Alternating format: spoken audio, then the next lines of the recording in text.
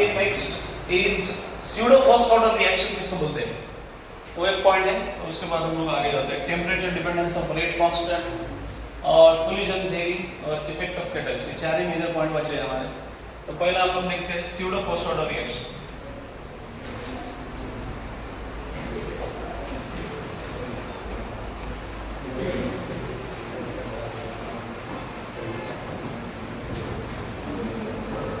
Pseudo first order reaction, तो pseudo मतलब duplicate तो नहीं है, वो फर्स्ट ऑर्डर के अंदर दिखता है बट वो है नहीं, उसको हम लोग क्या बोलते हैं, स्यूडो फर्स्ट ऑर्डर रिएक्शन।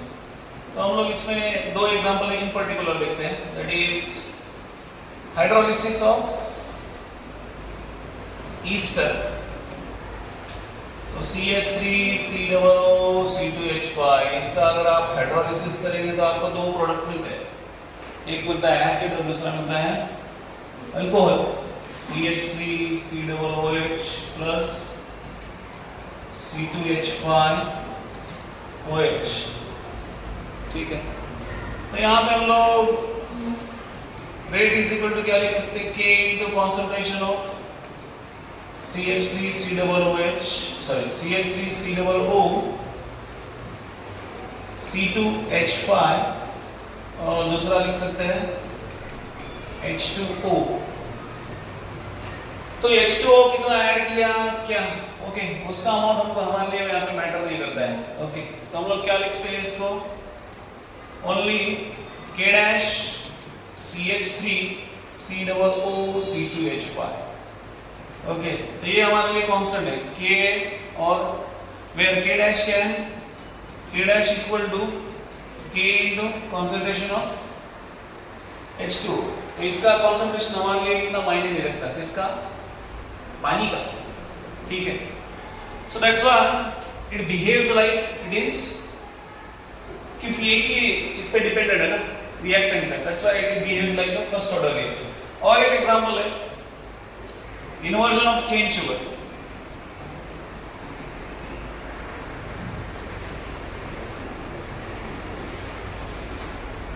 तो cane sugar C12H22O11, in short उसका भी हाइड्रोलिसिस है। क्या होता है, यहाँ पे दो प्रोडक्ट देता है, C6H12O6 प्लस C6H12O6, तो दोनों, एक है ग्लूकोज और दूसरा है fructose. So this is also pseudo first order reaction. ठीक है, तो इसको भी ऐसे हम लिख सकते हैं, ये दोनों को लिखो, बाद में K डैश लिखो इन टर्म्स ऑफ दिस, समझ में आता है। तो this is pseudo first order reaction. Next क्या है, हाँ, next is temperature dependence of rate constant या rate, बेसिकली rate constant से रिलेट करता है। ठीक है, तो ये बोलता है कि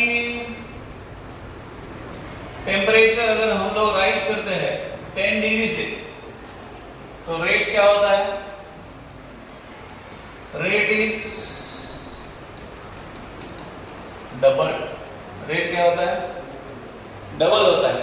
तो ये एस्टिमेशन उसने दिया है कि 10 डिग्री से अगर आप टेम्परेचर बढ़ाएंगे तो कितना होगा rate, rate will be double. तो ऐसा पूछेंगे तो आपको आना चाहिए। ओके, बोला 10 से 50 कर दिया टेम्परेचर, तो रेट कितना हो गया, 2 टू द पावर कितना आएगा, हाँ 2 टू द पावर 4। तो ऐसा आप लिख सकते हैं इसको, 10 से 20, 20 से 30, 30 से 40 और 40 से 50। तो 4 बार ये बढ़ गया, 4 बार बढ़ गया मतलब रेट इज इक्वल टू क्या आएगा, it will be 2 to the power 4। ठीक है ना, समझ में आता है, आया तो ठीक है। ओके, तो ये एक दिया। अभी नेक्स्ट ये इक्वेशन किसने दिया, that is given by Arrhenius. Arrhenius equation बोलते हैं इसको। तो what is equation, k is equal to a into e raised to minus ea by RT। तो ये क्या है? दिस इज फ्रीक्वेंसी फैक्टर या आरएएस फैक्टर या प्री एक्सपोनेंशियल फैक्टर, तो उसके नाम है आरएएस फैक्टर या pre exponential factor.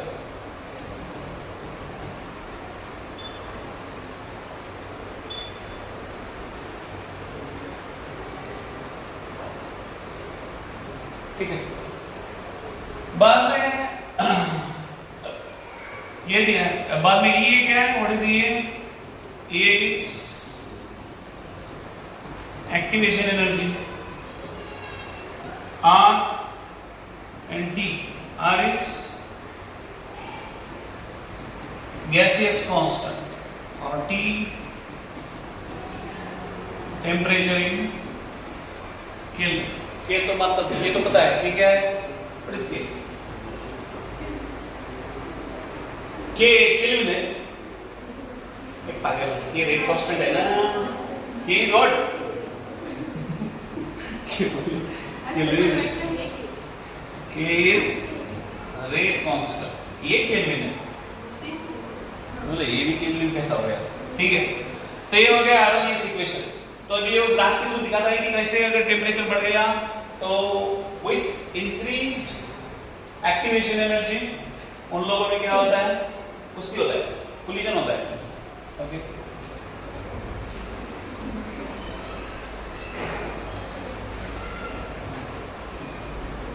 fraction number of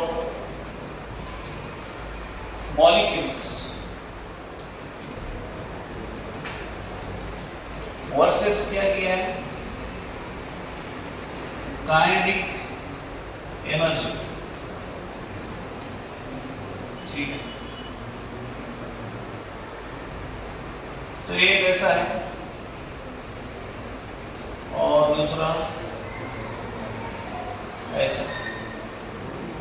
ठीक है, तो ये कब है? when temperature is T। Okay, और ये कब है? when it is temperature is equal to T plus 10। आपने टेम्परेचर क्या कर दिया? बढ़ा दिया। ओके, तो टेम्परेचर बढ़ा दिया तो यहाँ पे आपको क्या दिखता है? What you find? Kinetic energy क्या हुआ इसका? What happens? काइनेटिक एनर्जी बढ़ा कि कम हुआ? हाँ ना, काइनेटिक एनर्जी ऐसे टेम्परेचर अपना T प्लस अपने टेम्परेचर बढ़ाने के बाद क्या होता है? Kinetic energy increases. ओके, और एक्टिवेट हो क्या हो जाता है? ज्यादा एक्टिवेट हो जाता है।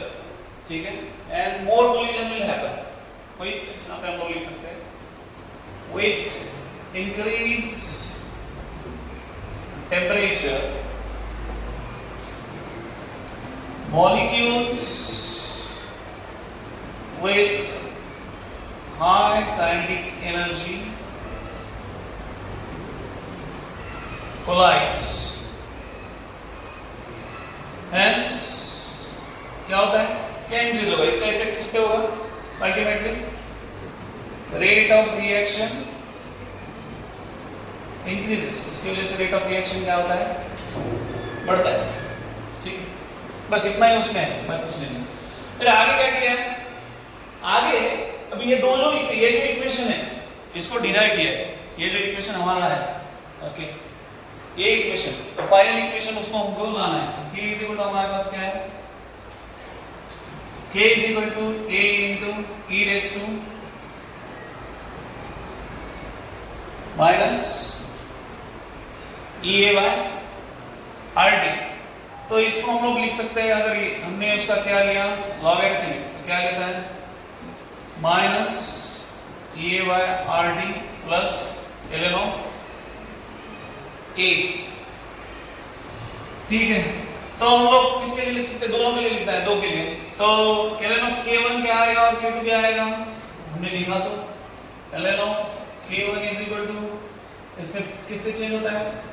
Minus E A by R T one plus L N of A. तो यहाँ पे सब कांस्टेंट है, माइनस ई ए कुछ तो एनर्जी का वैल्यू रहेगा, ये वेरिएशन के का किसके साथ है, ई ए और टेम्परेचर के साथ, ठीक है। तो आप जब भी यहाँ पे एनर्जी क्या करोगे, एनर्जी निगेटिव में एनर्जी डिक्रीज करोगे तभी क्या बढ़ेगा, और टेम्परेचर एनर्जी क्या करना पड़ेगा, डिक्रीज की इंक्रीज। सोचो एन ऑफ के टू क्या आएगा, minus E A by R T two plus L N of A. तो ये इक्वेशन हमने let's say it is 1, let's say it is 2, तो 2 माइनस 1 करो, 2 माइनस 1 किया तो क्या आता है,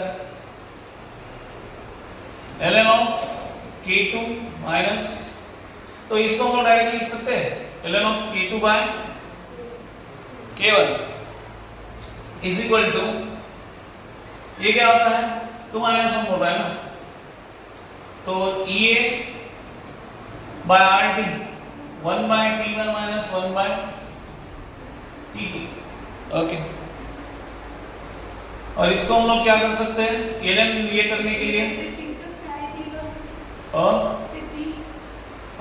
क्या हो T ये बाय R। तो यहाँ पे log of k2 by k1 अगर हमने किया तो ये फैक्टर क्या होता है 2.303, कहाँ जाएगा, ये by 2.303 R 1 by T1 minus 1 by T2। तो ये एक्सप्रेशन हमको यूज करना है, अगर एक्टिवेशन एनर्जी दिया, एक रेट कांस्टेंट दिया, दूसरा रेट कांस्टेंट निकालने के लिए ये इक्वेशन हमको यूज करना है, ठीक है। तो इसका एक ग्राफ दिया है, व्हाट इज अ ग्राफ, ये इसका क्या आता है ग्राफ,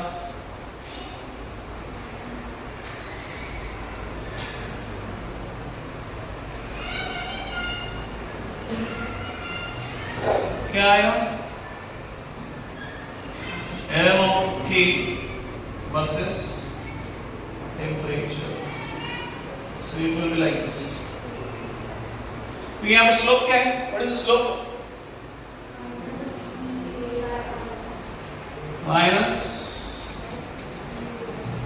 ए बाय आर, और इंटरसेप्ट y इंटरसेप्ट क्या है, that is ln of e, that is y intercept. समझता है, y इंटरसेप्ट मतलब ये वैल्यू, ठीक है ना, x इंटरसेप्ट मतलब इधर का वैल्यू है नहीं अपने पास, x इंटरसेप्ट y इंटरसेप्ट है, चलो कि कौन सा इंटरसेप्ट है, y इंटरसेप्ट, ठीक है, y एक्सिस पे रहेगा ना y इंटरसेप्ट, ठीक है।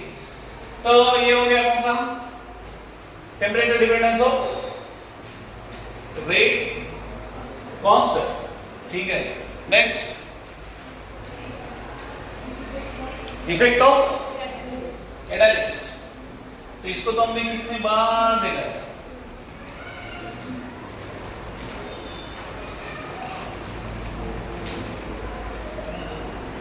Effect of catalyst. तो कैटालिस्ट यूज करने से क्या होता है, रेट ऑफ रिएक्शन बढ़ता है। बेसिकली कैटालिस्ट क्या करता है,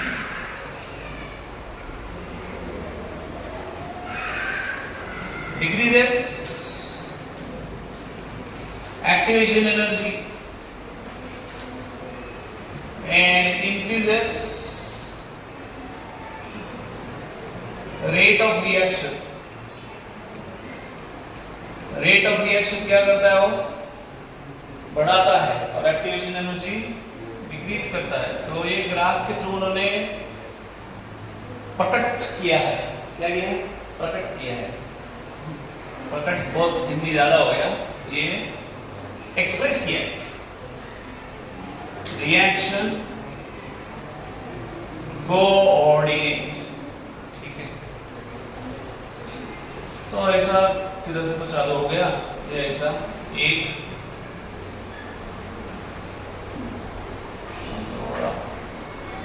थोड़ा नीचे ले लेते हैं,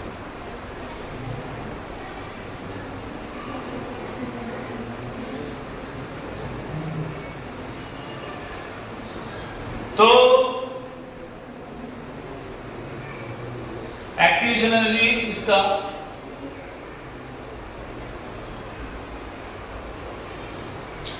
this is activation energy without catalyst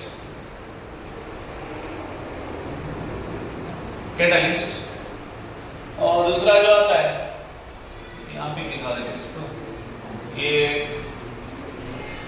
और दूसरा ये छोटू तो है ना तो कम है गिरा है कम है ना बस वही समझना है अपने को एक्टिवेशन एनर्जी विदाउट कैटलिस्ट और ये क्या है एक्टिवेशन एनर्जी विथ कैटलिस्ट बस ये आर ये पी आर मतलब रिएक्टर ये मतलब गुड ठीक है ना तो कैटलिस्ट का रोल उन्होंने बताया दो तीन पॉइंट इसमें बताया कैटलिस्ट पहली बात है रेट ऑफ रिएक्शन बढ़ाता है उसमें कोई गुंजाइश नहीं rate of reaction increases by decreasing E activation energy ये करके वो करता है ठीक है दूसरा कैटलिस्ट उन्होंने बोला है कि नॉन स्पॉन्टेनियस रिएक्शन का रेट ऑफ रिएक्शन नहीं बढ़ाता है कौन सा it does not increase rate of non-spontaneous reaction बाद में ये डेल्टा जी को अफेक्ट नहीं करता it does not affect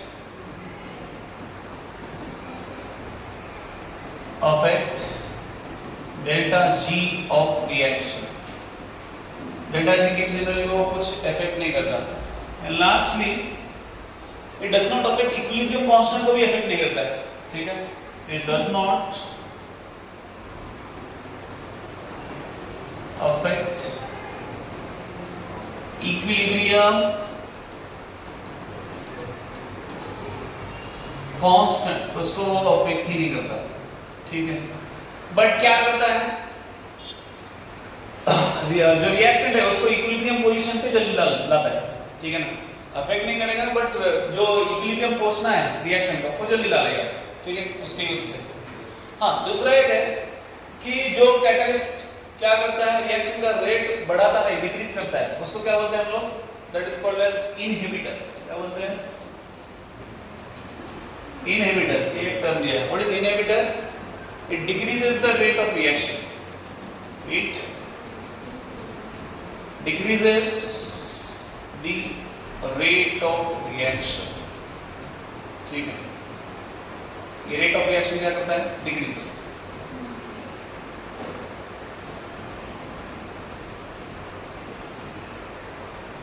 ठीक है तो वो है कौन कैटलिस्ट उसको क्या समझना है एक्टिवेशन एनर्जी के टर्म्स में एक्टिवेशन एनर्जी कम करता है बस डिस्चार्ज दे रखनी है इसमें सबसे इंपॉर्टेंट है ये दो ये पूछा तो आपको आसरसन के में पूछ सकते हैं कौन से ये क्या करता है ये एक्टिवेशन एनर्जी को डिक्रीज करके बढ़ाता है वो तो सबको पता है देन नॉन स्पॉन्टेनियस ये भी थोड़ा सा ये 3 पॉइंट क्या है नॉन स्पॉन्टेनियस रिएक्शन जो है उसका रेट ऑफ रिएक्शन ये बढ़ाता नहीं दूसरी बात डेल्टा जी को अफेक्ट नहीं करता देन अगेन इक्विलिब्रियम कांस्टेंट को ये अफेक्ट नहीं करता बट रिएक्टेंट को इक्विलिब्रियम पहुंचने में मदद करता है जल्दी से जल्दी ठीक है ये हो गया इफेक्ट ऑफ कैटलिस्ट लास्ट है ना कोलिजन थ्योरी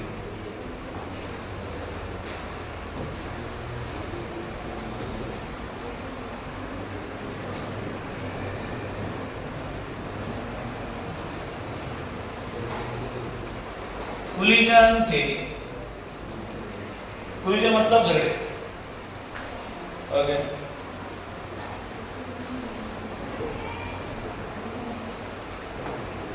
झगड़े ठीक है तो कोलिजन थ्योरी कौन दिया है उसका नाम क्या है एमटी क्या है उसका उसको अलग से क्या है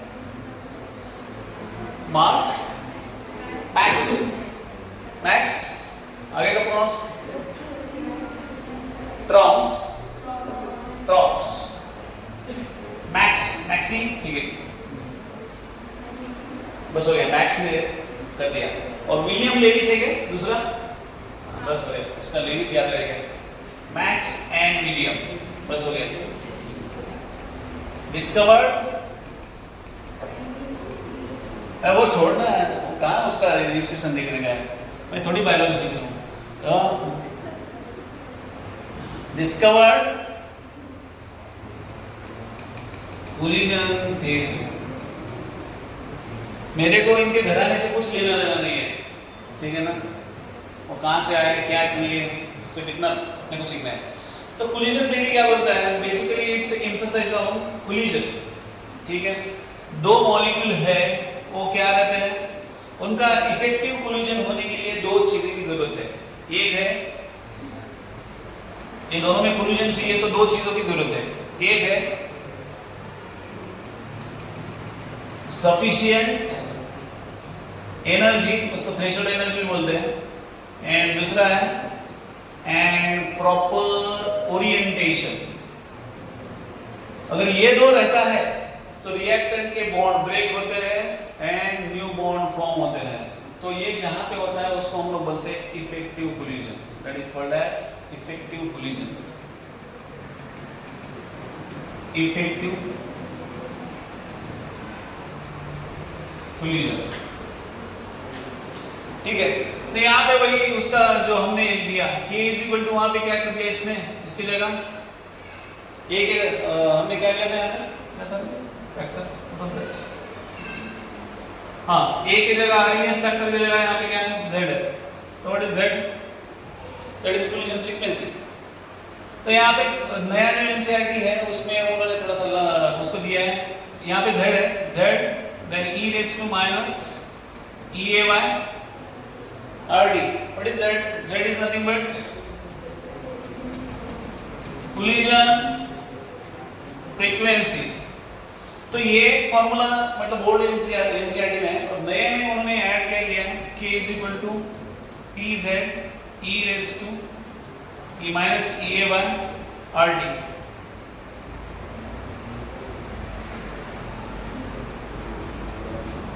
So what is P? P represents proper orientation. Okay, उसको हम लोग बोलते हैं स्टीरिक फैक्टर। कौन सा factor? P is known as steric factor, और दूसरा का नाम है फॉर, किसके लिए हो, प्रॉपर ओरिएंटेशन, ठीक है। तो ये है, तो ये वर्ड एनसीईआरटी में नए में, तो नए में तो ये ले लेते हैं हम लोग। तो what is collision frequency, number of collisions per second, आपके नॉर्मल फ्रीक्वेंसी का जो ये है, व्हाट इज दैट, डेफिनेशन से डेफिनेशन नंबर ऑफ कोलिजन्स यहां पे लिख देते हैं,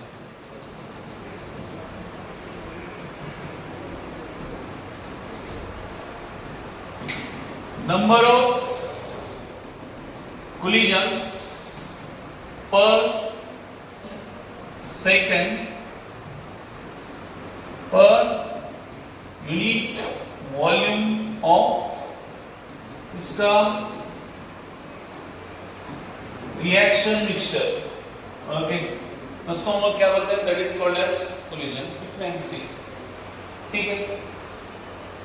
बस, तो जो सफिशिएंट एनर्जी है उसको हम लोग बोलते हैं थ्रेशोल्ड एनर्जी। थ्रेशोल्ड फ्रीक्वेंसी सुना है क्या, एटॉमिक स्ट्रक्चर में सुना है ना, तो same what is the threshold frequency, जो फ्रीक्वेंसी किसके लिए यूज है,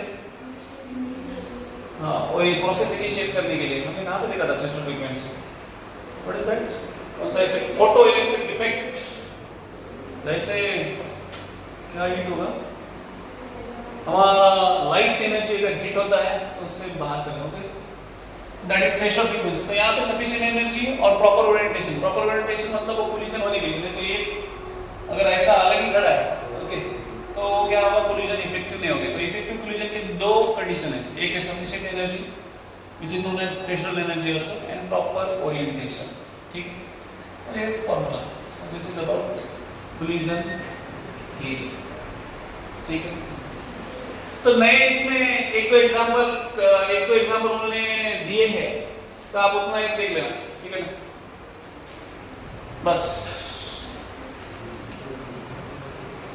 तो कितना टाइम बचा है? आप लोग क्या करो, सॉल्ट सॉल्ट इंडेक्स देखो, सॉल्ट इज देखो, अनसॉल्ट और रैपिड देखो।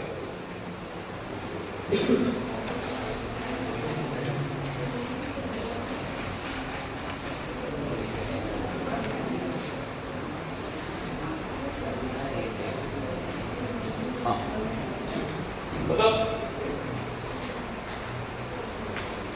बताओ देखो देखो फर्स्ट 4.1 देखो, 4.1 समझता है क्या? वो समझता है, सब कुछ समझता है। 4.1 4.2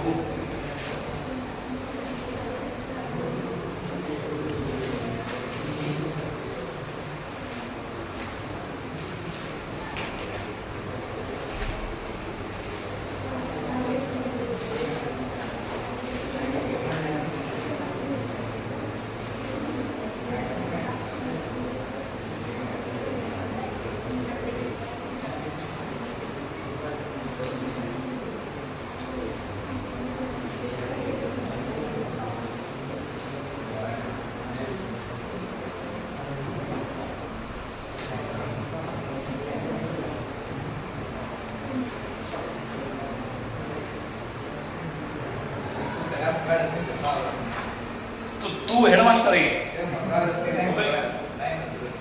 तुम्हारा तू बच्चा दिख रहा है कि तू पहली का तेरा बैचमेट है वो? चंदू को एक आदमी ने मारा तो समझ सकते हैं।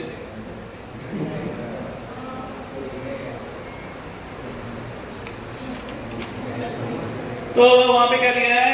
Form the concentration of C4H9Cl butyl chloride different times given दिया है, अच्छी बात है। We can determine the difference in concentration over different intervals. Okay तो ठीक है, delta R by delta T निकाला है, अच्छी बात है, समझता है सबको? ये इजी तो है। Next 4.2 decomposition of N2O5 in CCl4 at 318 Kelvin has been studied by monitoring concentration of N2O5 in solution. Initially the concentration of N2O5 is 2.33 moles per liter. After 184 minutes it is reduced to कितना है? 2.08 moles per, किताब है देखना किताब। The reaction takes place according to equation, अच्छी बात है। Calculate average rate. And what is that formula for average rate? Formula for average rate क्या है? कौन सा चल रहा है तेरे को वो तो पता है क्या? गाड़ी लेने का बाहर के उधर ही बैठना रोड पे, सब अच्छे से दिखता है। यस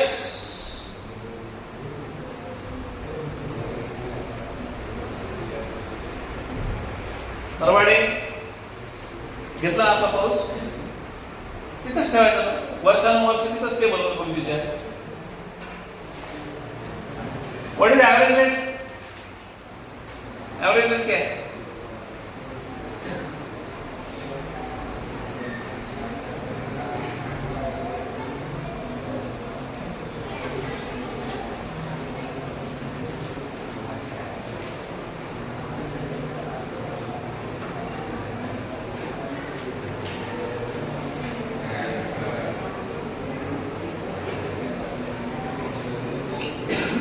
घड़ी देना नहीं बाबा, तेरे को बोलना पड़ेगा।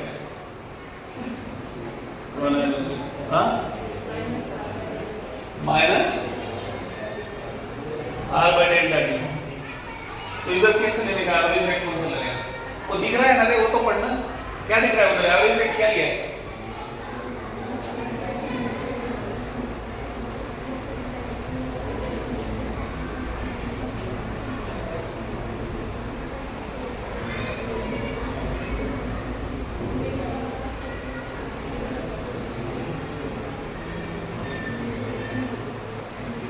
एवरेज रेट में तो दोनों का डिफरेंस, कॉन्सेंट्रेशन का difference with respect to difference in time.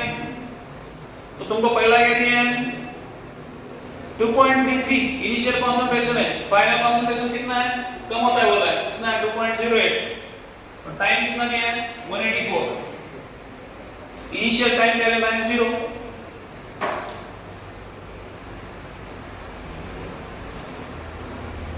तब जाके वो आएगा। बाद में क्या पूछा है, calculate average rate of this reaction in terms of hours, minutes, second. What is the rate of production of NO2, NO2 का रेट ऑफ प्रोडक्शन क्या है, मतलब वो प्रोडक्ट के फॉर्म में लिखना पड़ेगा। तो रेट इज इक्वल टू क्या लिख सकते हैं हम लोग, प्रोडक्ट में NO2 का रेट पूछा है कितना है, वो 1/4 times delta NO2 bye delta T। So delta NO2, okay, तो हम लोग इसको ऐसे लिख सकते हैं ना, रिएक्टेंट की टर्म्स में जो है उसको उठा सकते हैं, उसका वैल्यू हमारे पास है ना, कितना है 6.79, वो आ चुका है ना, ठीक है। तो वो कितना आता है, ऑलमोस्ट 2.72 × 10⁻³, ठीक है। तो वैल्यू हमको कहां से लेना है, डेल्टा जो इसका है, क्योंकि रिएक्टेंट के टर्म्स में हम लोग क्या लिख सकते हैं इसको, नाम है आपका रिएक्शन क्या दिया है, twice N2O5 gaseous gives 4 NO2 gaseous plus O2 gaseous, ठीक है। तो अगर मुझे रेट लिखना है, कैसे लिखना है वो बताओ, how to write rate, average rate, ठीक है, एवरेज रेट, यहाँ पे एवरेज पूछा था, average rate is equal to -1/2 delta concentration of N2O5 divided by delta T is equal to 1/4 times delta concentration of NO2 divided by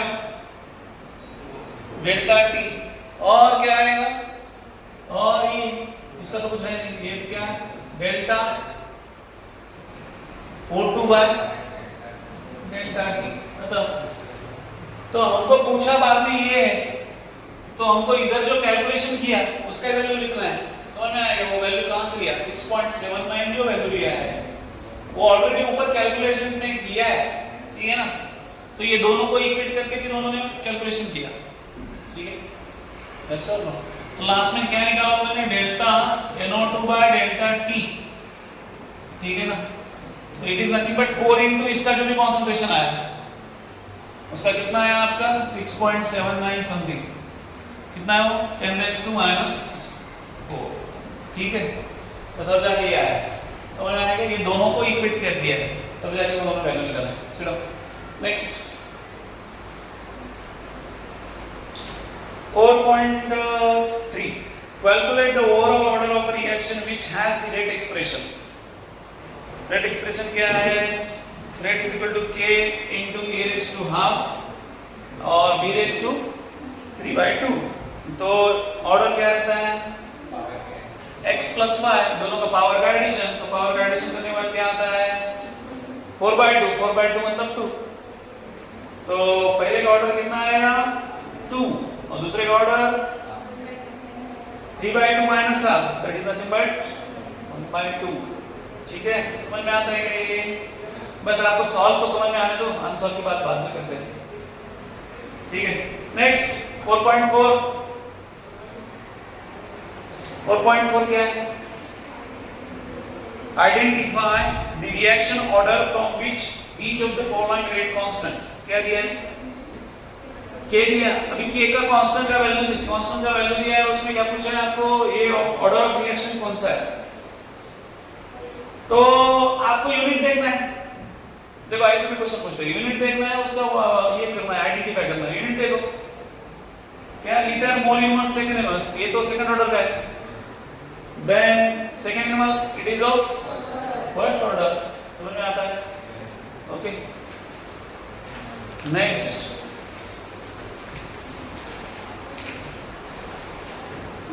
4.5,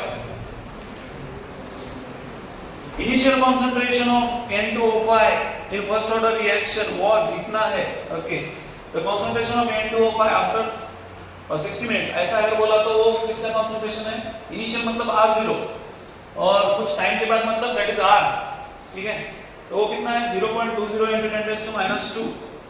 तो calculate the rate constant. तो first order पहले ये कौन सा रिएक्शन है लिखो, फर्स्ट ऑर्डर। तो first order का इक्वेशन क्या है हमारा, log of R1 by R2 या log of R0 by R is equal to K by 2.303, ठीक है। डेल्टा T दिया है बट हम लोग T ले सकते हैं, इनिशियली क्या टाइम 0 रहता है, ओके। तो क्या आएगा देखो, समझता है क्या वो, इनिशियल कंसंट्रेशन अपना कितना है 1.24 into 10⁻², देन 60 मिनट के बाद कंसंट्रेशन कितना हुआ 0.20 into 10⁻², रख दिए वैल्यू, आता है आंसर, इजी है, ठीक है। तो यहाँ पे आपको डायरेक्टली अभी के पूछा है, अगली बार वो क्या दूसरा ही कुछ पूछेगा, ठीक है, आपको के देंगे और उसके बाद ये पूछेंगे कौन सा, इनिशियल या फाइनल कंसंट्रेशन, दोनों में से एक, ठीक है। चलो नेक्स्ट 4.6, आपको डाटा दिया है और क्या बोला है 1 2 0 इनिशियल टाइम है, वहां पे इनिशियल प्रेशर दिया है, जब भी टाइम 100 सेकंड्स होता है तो टोटल प्रेशर दिया है, calculate the rate constant.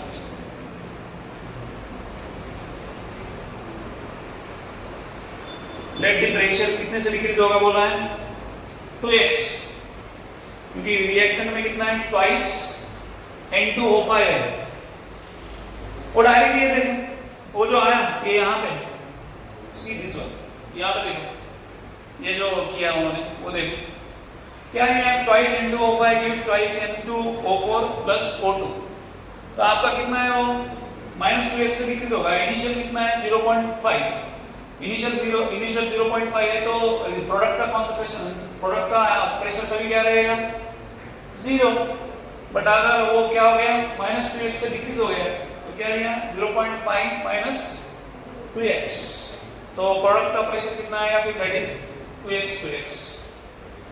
So PT उन्होंने वैसे निकाला जैसे हमने निकाला था, वो तीनों का क्या करना है आपको, एट टाइम t पे जो भी प्रेशर है उसको क्या करना है एडिशन, सबका एडिशन किया टोटल प्रेशर निकला, तो x का वैल्यू निकाला है pt minus 0.5, okay.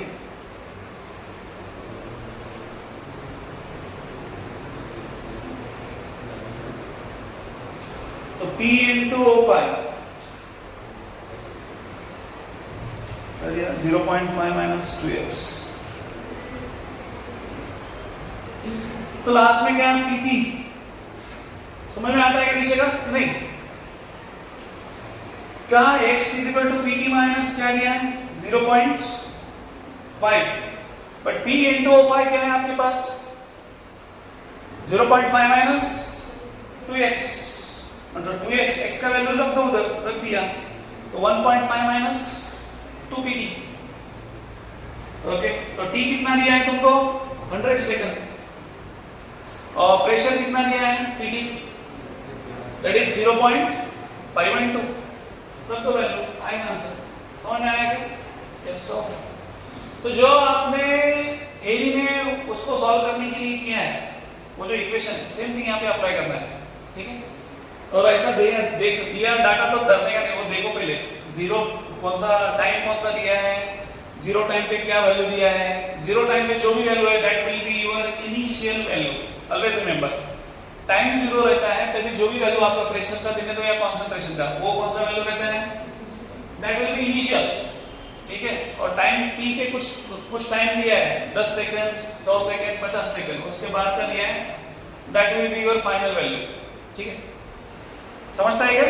4.6 next 4.7, first order reaction दिया है, रेट कांस्टेंट दिया है, find the half life of reaction, okay. तो आता है इजी तो है ना, P half is equal to first order क्या है 0.693 by k, सीधा फार्मूला यूज करना है। Next show that in first order reaction the time required for the completion of 99.9% is 10 times of the half life of the reaction।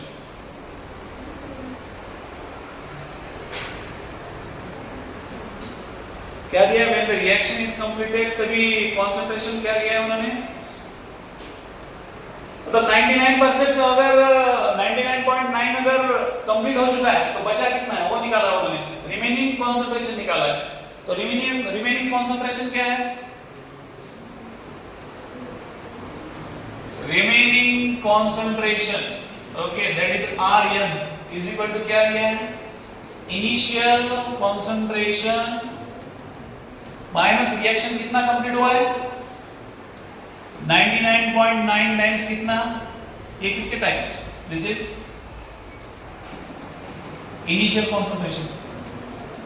तो ये क्या रहेगा, this is left जितना बचा है, ठीक है ना, रिमेनिंग कंसंट्रेशन ऐसे निकाला है, ठीक है। तो वो उन्होंने रखा है और उसको निकाल के क्या निकाला उन्होंने, टाइम t पहले, उसके बाद t है,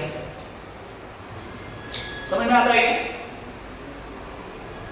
कंप्लीशन उतना हुआ है तो आपको क्या करना है, इनिशियल कंसंट्रेशन तो तुमको आज जरूर लिखना है, तो फाइनल कंसंट्रेशन मतलब ये ऐसे निकालना है, इनिशियल से जो भी कितना कंप्लीशन हुआ है आपका 99.9 कंप्लीशन हुआ है, ठीक है, तो वो आपका क्या रहेगा, that will be your remaining concentration, ठीक है। तो उसमें से आपका क्या निकलता है, T निकला है, उसके बाद क्या है Tr, समझ में आता है? बस चलो नेक्स्ट, कितना बचा है ना, 2-3 है, 4.9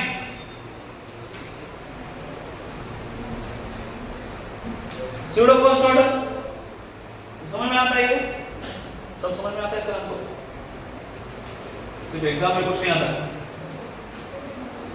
छोड़ो उसको, ये लिखो रेट कांस्टेंट वाला, रेट कांस्टेंट 4.9, यस 4.910, क्या दिया है, rate constant for of reaction 500 kelvin and 700 kelvin, कितना दिया है 0.02 पर सेकंड, और इतना दिया है,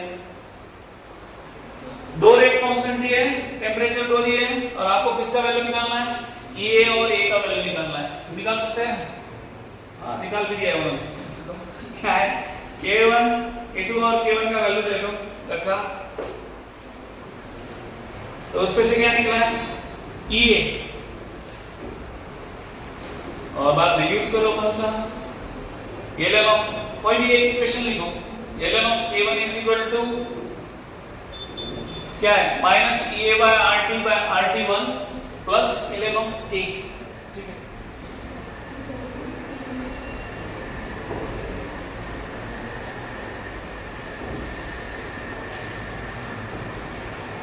समझ में आता है क्या, 4.9 हो गया last question, first order rate constant for the decomposition of ethyl iodide, क्या दिया है, ओके, एनर्जी ऑफ एक्टिवेशन दिया है, और calculate the rate constant eight temperature 700 kelvin, ठीक है, दो टेंपरेचर दिए, एक का रेट कांस्टेंट दिया है, दूसरे का रेट कांस्टेंट आपको निकालने को बोला है, ठीक है। तो ऐसे वैल्यूज है, आपको रेट कांस्टेंट अभी यहाँ पे जो दिया है, एक का रेट कांस्टेंट दिया है, दूसरे का रेट कांस्टेंट निकालने बोला है, देन पहले प्रॉब्लम में क्या बोला है, आपको एक्टिवेशन एनर्जी निकालना है, और दूसरा कौन सा फैक्टर बोला है ए, ठीक है। तो ऐसे प्रॉब्लम रहते हैं और आप ऐसे प्रॉब्लम बिल्कुल सॉल्व करेंगे, ठीक है। एक्सरसाइज क्या बोला जरा सा, क्या है, तुम लोग तो जाओगे नहीं, इसलिए आपको साथ में लेके चलना पड़ता है ना वैसे। अब आपको ये तो चैप्टर छोटा है बट एक्सरसाइज तो बहुत बड़ा है, कितना है, पूरे 30, कितने, पूरे 30 है, तो ये तो सब प्रॉब्लम है, तो एक करना है,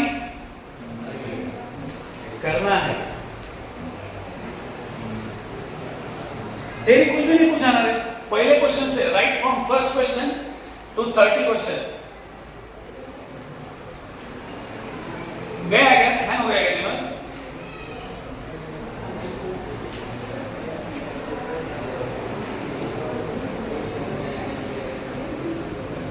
नहीं है, इधर भी नहीं है, आपको कोई थ्योरी दिख रहा है, मेरे को तो एक भी थ्योरी नहीं दिख रही, और दिख रहा है कुछ नहीं? सो बेटा सो, सोना अपना हक है, बाकी पढ़ाई करना विनाई करना ये दूसरे का हक है।